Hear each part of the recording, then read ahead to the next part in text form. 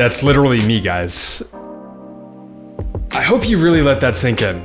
Like, really let that land. Do you realize what is possible when you actually get your mind and body right? When you get off of processed, packaged foods? Like, the one question throughout my arduous, onerous oasis, literally the one question that I'm left with is, welcome back, friends.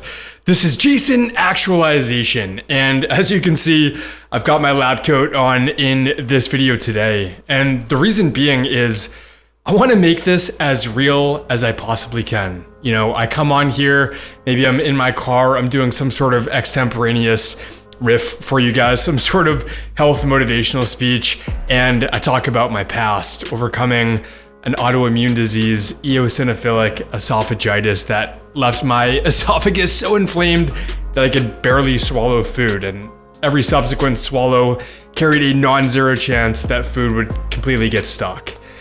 Overcoming light level autism, inability to read social cues, to just be at ease with myself, to be relaxed and not suffer from analysis paralysis. And I talk about these things, and that's good and well. The exercise-induced asthma, the allergic rhinitis that rendered me unable to breathe properly through my nose. I was literally a mouth breather throughout my teenage years while still developing. And I talk about these things, but I just wonder how well I'm actually enthusiastically getting the message across. How real am I actually able to make this? You know, because it's one thing for my parents to have seen the transformation that I've gone on, or certainly my sister, and have her come asking questions in light of maybe some inspiration that she's garnered from me. But I just wonder how much of that actually gets relayed across a two-dimensional screen. And that's why in this video, what I'm gonna do, you can probably see the prop over in the corner, I've got a lab gown, and there's actually a story that this pertains to.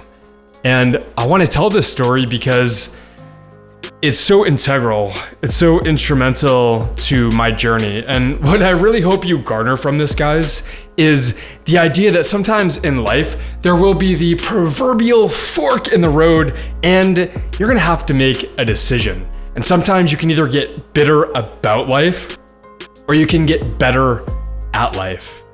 And in this video today, I want you to see it within the framework of opting for the latter. So I'm gonna go grab this lab coat real quick.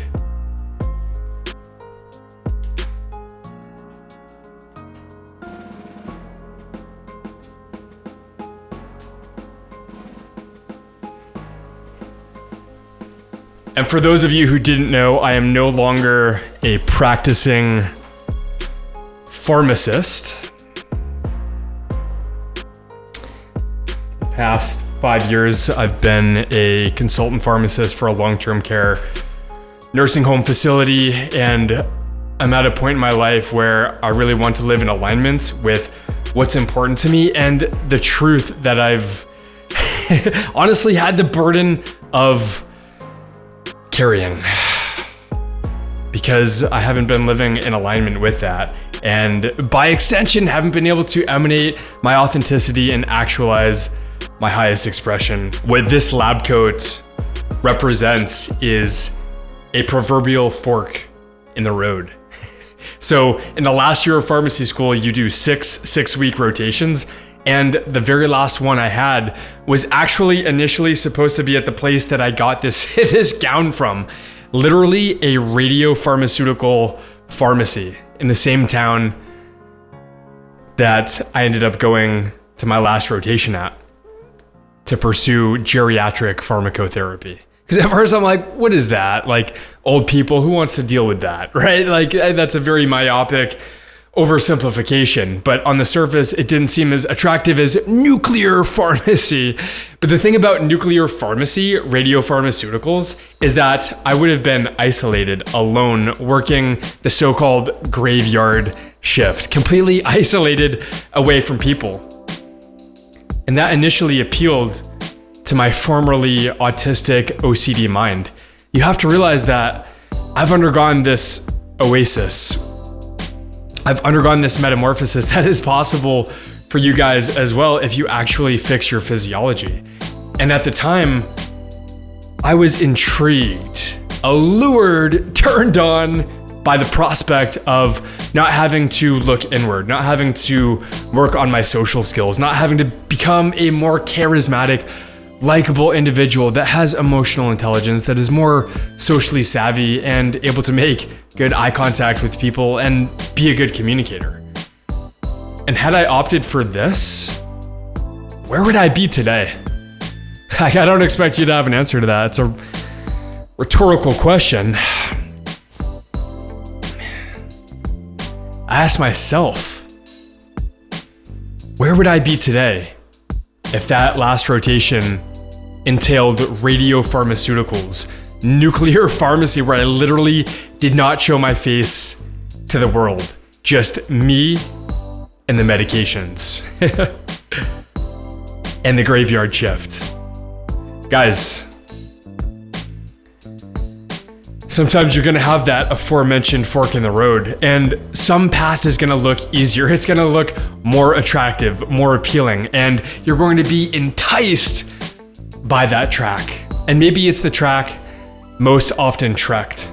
And the other one, it's a little bit rough around the edges. It has to be blazed.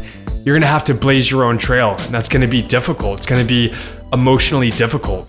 But the fruits of that labor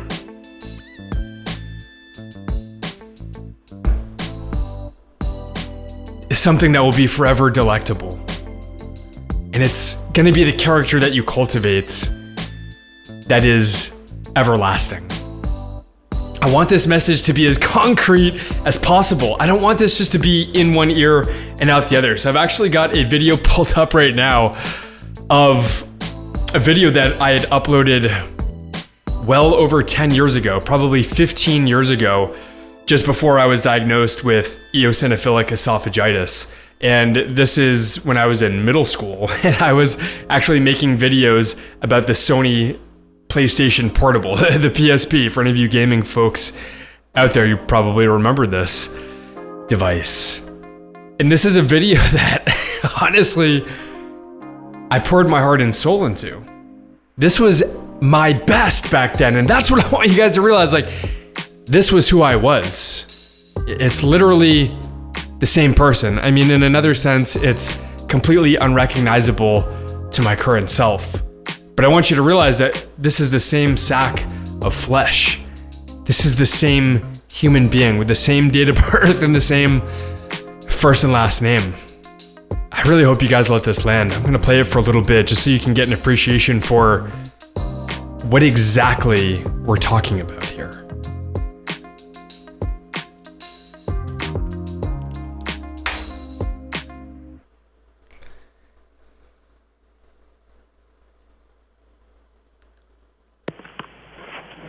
Hey guys, today I'm here to talk to you about the Chick Hen and Chick Hen R2 and MHU Speed 3 enablers for the PSP. Like for the PSP 3000, they allow custom firmware to be used instead of using a hacked battery, a Pandora battery. People have been complaining about using the Chick Hen exploit, like it freezing your PSP and, you know, not having a very good success rate. And I don't know if you guys can see my thumb. Hopefully this video will cuticle. Obviously I just showed you guys the PSP. So yeah, that's literally me, guys. I hope you really let that sink in. Like, really let that land.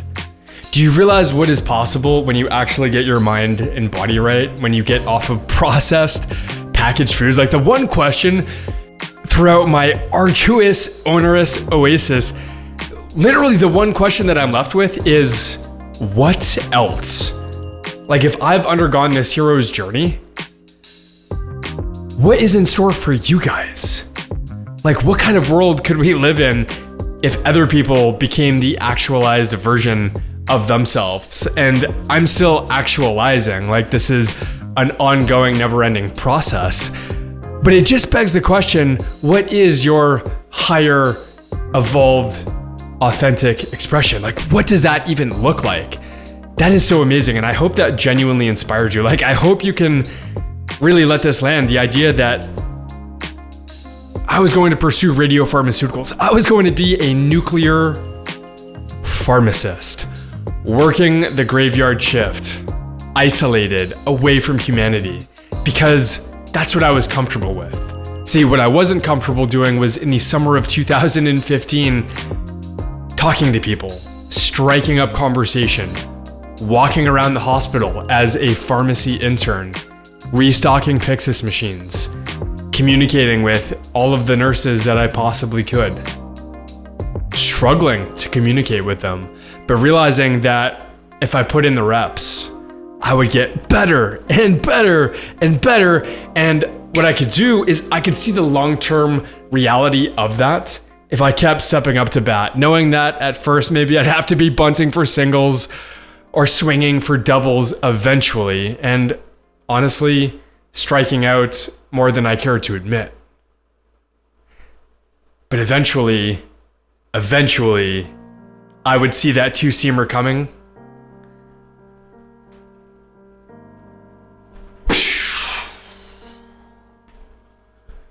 And I'd hit it out of the park, man.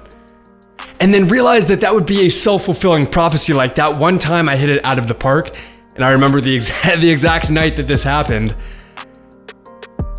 my life would never be the same.